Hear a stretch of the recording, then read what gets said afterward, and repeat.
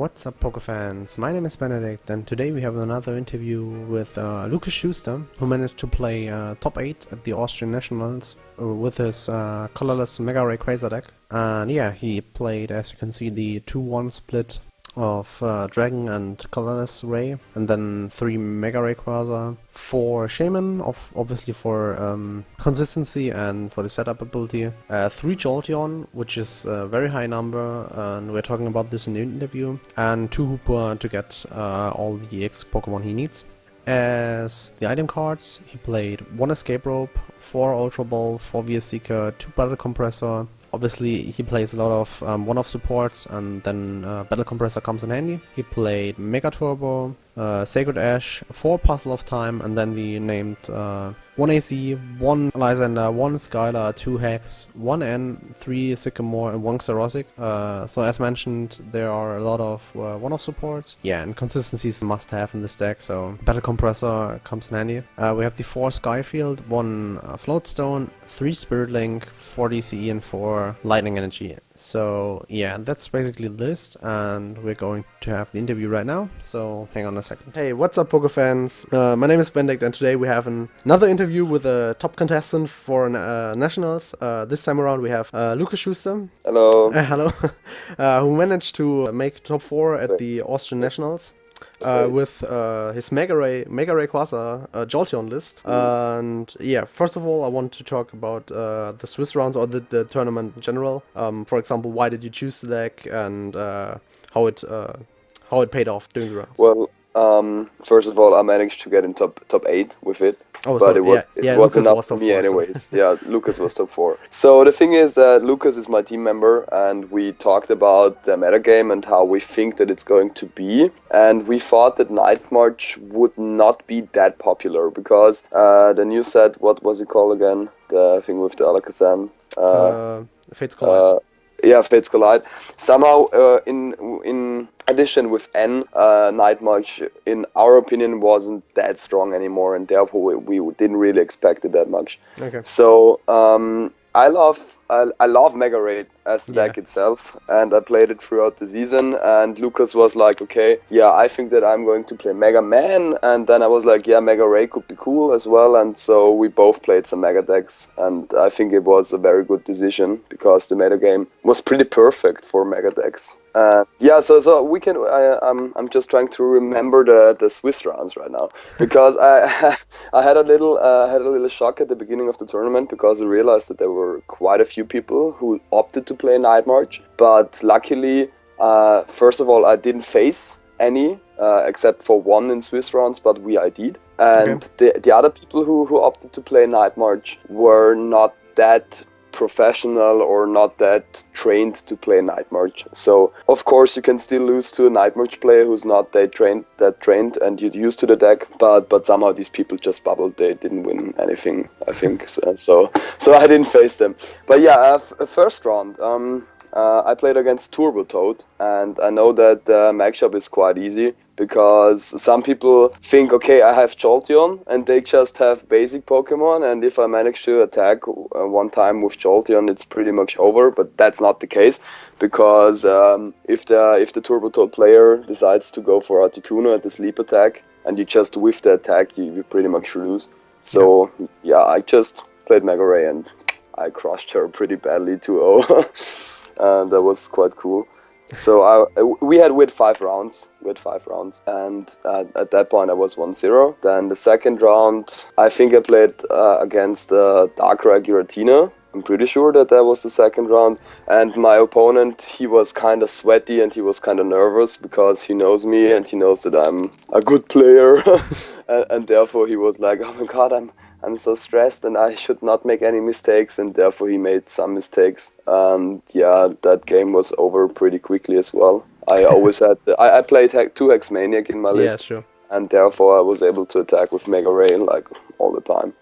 So I was 2-0. Then I think it was like for the third round. I'm not quite sure anymore, but I think it was the third round. And there I should have played against my friend Simon.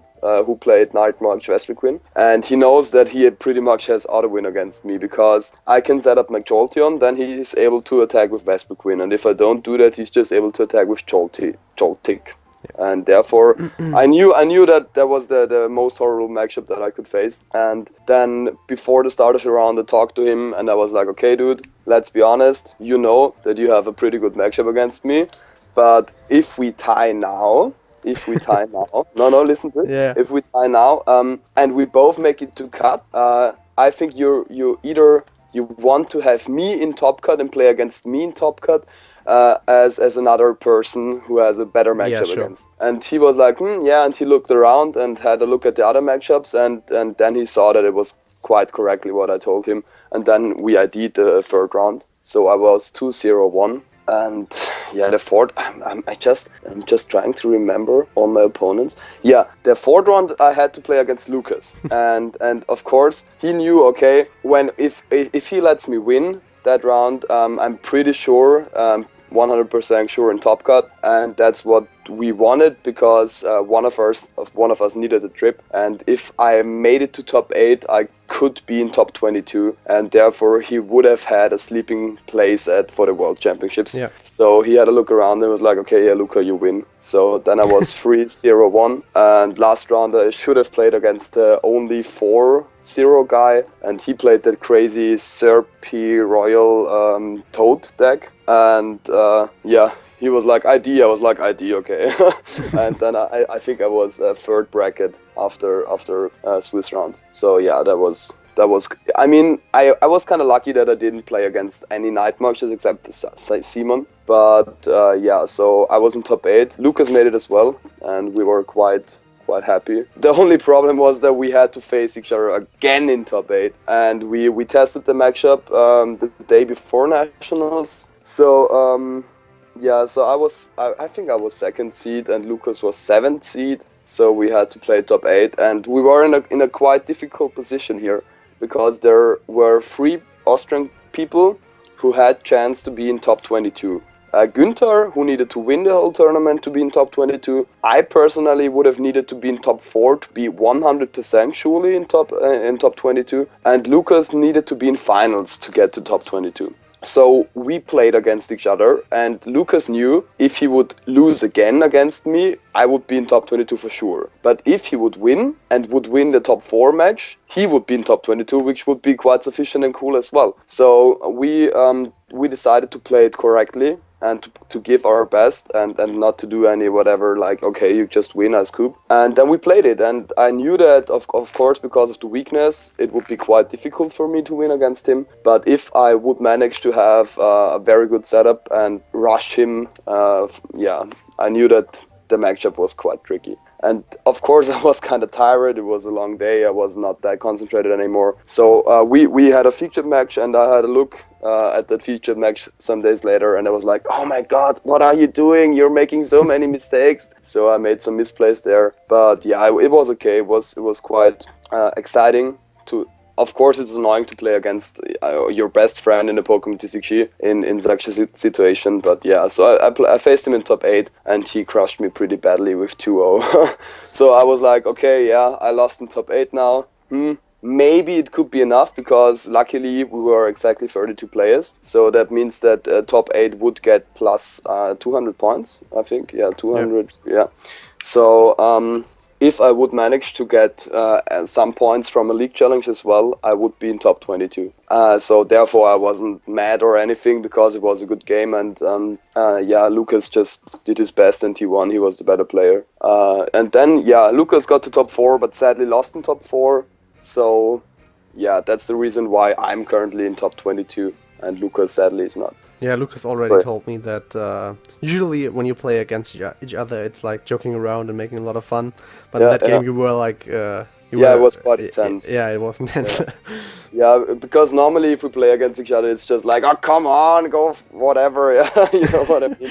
Yeah. But yeah, it was because we knew how the situation.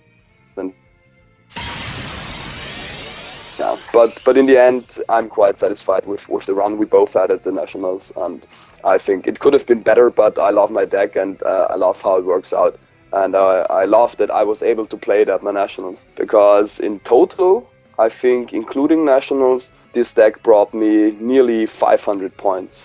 Yeah. And right now I'm sitting at 999 points, so that's like exactly the half of it. So one single deck brought me like the half of my whole points throughout the season, and that's cool. Yeah. When we were in Speyer, you managed to win. Was it right, or was it? Yeah, it was in Ludwigsburg. Ludwigsburg. Yeah. Yeah, I With played it Mega in Management. Speyer, but I think I lost in Was it top top 4? 8. Or Top 8? 8. Yeah. I lost in top 8 So against David. you actually managed to get a lot of points with Mega Management. So it seems to fit your playstyle. What makes Mega Management Right. Rayquaza so good for you, or why is it your choice? Well, I don't know. In the beginning of the season, I played Toad Giratina because I just loved the item lock and the lockdown decks. And then I realized that Mega Ray is like, it's super speedy. You don't need that much to have a setup, because an Ultra Ball nearly guarantees you a Hooper, which guarantees you 3 X Pokemon, and you can, if you have the Spirit Link, you can just like power up everything with a Shaman. So I realized that I love the aggressive type of decks, and in my opinion, Mega Rayquaza pretty much just needs Skyfield, Energy, and Pokemon to like run around everything. And if you make the right call and you play it in the right meta game, it can be devastating. For example, in my opinion, it has a pretty good matchup against Greninja. And in Ludwigsburg and Speyer, there were many Greninjas, and I played it and I won against every one of them. Yeah. Excepting Speyer and Ludwigsburg, I won against every Greninja.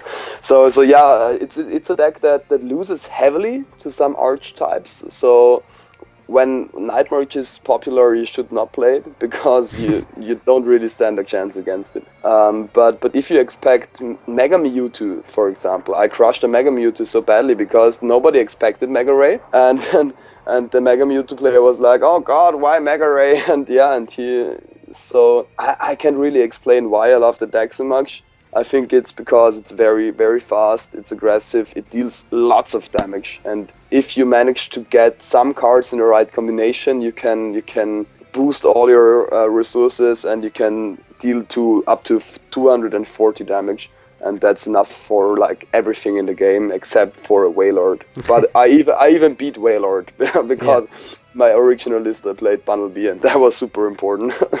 Yeah. So speaking of the fact that you that you changed your list over time, what was the thought process behind like putting 3 Jolteon this time, for example? Because I know you your lists from Speyer and Ludwigsburg only had 2, right? And so now this time... I even just had 1, I think. In the beginning, I just played 1 Jolteon. First of all, because I had the cards in my binder. And in Ludwigsburg, Speyer, I didn't have a single Jolteon. Second of all, because I decided to cut the Aegislash, because I didn't expect any Vespiquen Valplums at my nationals. Mm-hmm. And Aegislash is just a heavy retreater. It has 3 retreat costs, and if you start with it, it's kind of annoying to get it out of the active position. It's a licensed target. So I thought about, I want to increase my chances of starting with Jolteon in case that I have to play against the Night March. And of course, because of the free retreat. And that was the reason why I opted to play 3 Jolteon over 2 Jolteon and 1 Aegislash. So this is the perfect example for that a deck is not... It's not all about the deck, it's also about the meta you're playing in. Exactly. Yeah. This, as you mentioned, you're top 22, and this is also a very important fact, or a very important thing to get used to if you want to get your worlds invite or your top 22. Yeah, you have to adapt to the metagame, and you have to adapt your list, and you should be able to like think right about the metagame. So you have to know the people who are going to attend. You have to know the metagames in other countries, because it's always people look up to deck lists in America or something like that. So if you know how it works out, you can try to adapt your list. But of course, in some cases, people are just playing some Rogue decks you don't have any chance against because you didn't expect it at all. Yeah. But yeah, that's just a game. So if you had to replay the whole tournament, would you do any changes to your list? Like if you knew, okay, the same matchups, the same everything, but no, actually, I was quite happy with it. Okay. I just had the feeling that in top 8, I made some mistakes, but I also didn't draw that well. And Okay. before tops in Swiss rounds, I always had pretty much everything I wanted. So yeah, I would not change a single thing because I thought about the list and I thought about maybe playing one red card as well because I played some different variations and Yeah. I realized that the red card Mega Rayquaza actually stands a chance against Night March because if you play a red card early enough and in combination with a Hex Maniac, you have enough time to set up your Jolteons.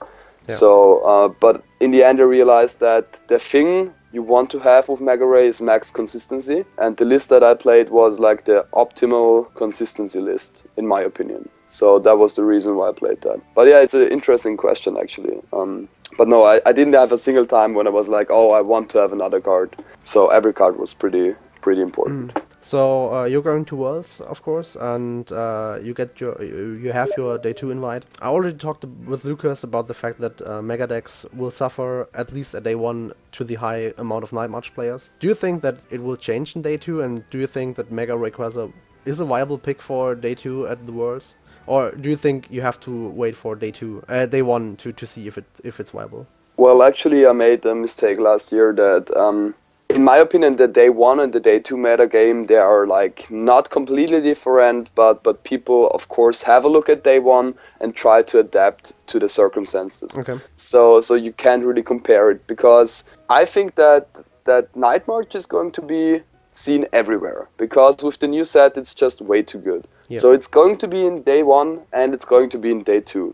And if you expect at least some good players that play Night March, I would never play Mega Rayquaza because you just don't stand a chance against it. Especially in combination with the US Nationals, where a Vespiquen Night March list won the whole tournament.